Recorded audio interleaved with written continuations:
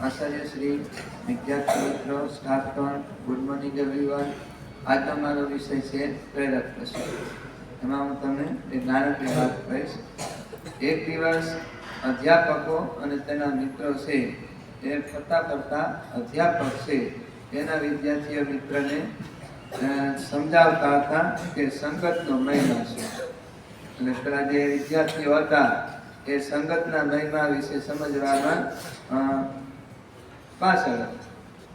એટલા માટે પેલા વિદ્યાર્થીઓ જે છે એ શિક્ષક આગળ જતા શિક્ષકો જે છે એ વિદ્યાર્થીને એક ગુલાબનું ફૂલ છે જોઈ અને શિક્ષક છે એ પેલા વિદ્યાર્થીઓને ગુલાબના છોડમાંથી નીચે જે માટી હતી એ માટી ઉપાડવા માટેનું કહે છે.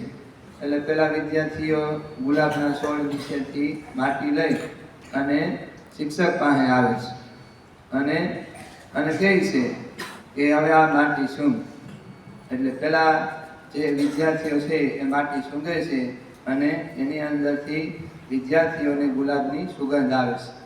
એટલે પેલા વિદ્યાર્થીઓ શિક્ષકને કહે કે સર આમાંથી તો સરસ મજાની ગુલાબની સુગંધ આવે છે. જ્યારે શિક્ષક એને સમજાવે છે કે આપણા જીવનમાં પણ કંઈક આવું જ છે. જો આપણી સંગત છે સારી હશે તો આપણા જીવનની અંદર પણ ગુલાબ જેવી સુગંધ આવશે. જેવી સંગત હશે એવા આપણી અંદર ગુણ અને દોષ આવશે. એટલે આ વાત પરથી આપણે એવું શીખવા મળે કે જીવનની અંદર આપણા જે મિત્રો છે એ આપણી જે સંગત છે એ સારી હોય તો આપણું જીવન પણ છે એ ગુલાબ છે એના ફૂલની જેમ સુગંધિત રહે છે.